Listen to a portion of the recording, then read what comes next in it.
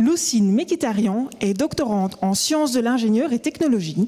Le titre complet de sa thèse est « Étude du séchage thermique de solutions liquides riches en composés bioactifs » et version vulgarisée, nous allons écouter dans les coulisses du cirque polyphénol.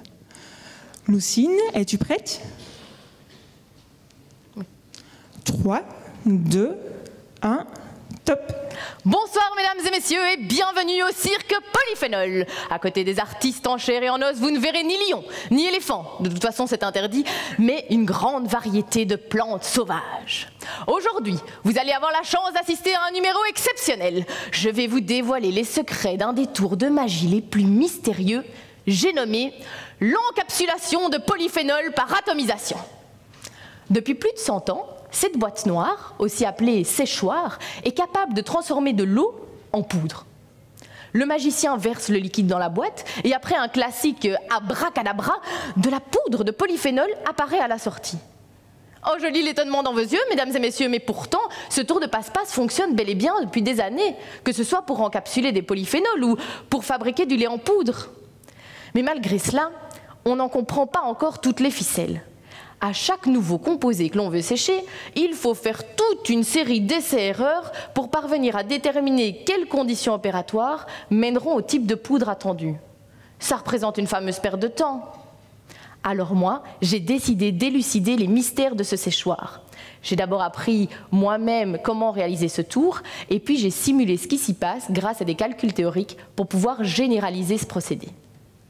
Mais je vous explique. Pour commencer, il ne s'agit pas simplement d'eau. Le public ne peut pas les voir, mais des petites particules dissoutes se cachent dans le liquide. Des polyphénols. Ces molécules, produites par les plantes, jouent plein de rôles bénéfiques pour notre santé et sont donc souvent utilisées comme additifs dans des aliments et des médicaments. Mais elles ne sont pas seules. Un autre composé est ajouté dans la solution, un agent encapsulant. C'est une sorte de super-héros protecteur qui va former une capsule autour des polyphénols pour les protéger du monde extérieur. Mais je reprends depuis le début. Le liquide est introduit dans la boîte en étant pulvérisé sous forme de petites gouttelettes. En même temps, de l'air très chaud est envoyé dans l'appareil qui va provoquer l'évaporation du liquide contenu dans les gouttes. Une fois toute l'eau évaporée, les particules dissoutes solides vont alors se rassembler, formant un grain de polyphénol et d'agents encapsulants, qui à la sortie va se rassembler avec les autres pour former de la poudre. Ce que j'ai découvert, eh bien par exemple, qu'une grande quantité des gouttes s'écrase sur les parois du séchoir avant même de s'être évaporée. Quelle perte! Alors qu'en comparant le temps de parcours des gouttes dans l'appareil et leur temps d'évaporation, on peut proposer des dimensions de séchoir qui limitent ces pertes. Ou encore, en regardant chaque goutte de plus près, on s'est aperçu qu'en fonction des conditions initiales, les particules dissoutes n'allaient pas s'agencer de la même manière, formant des grains plus ou moins bosselés, qui ressemblent en tout cas plus à une balle de golf qu'à une balle de ping-pong. Et ce ne sont que des exemples, car ma recherche est encore en cours. Mais, excusez-moi. Ah ben on m'annonce que les ananas sont prêts pour le prochain numéro. Alors bon spectacle!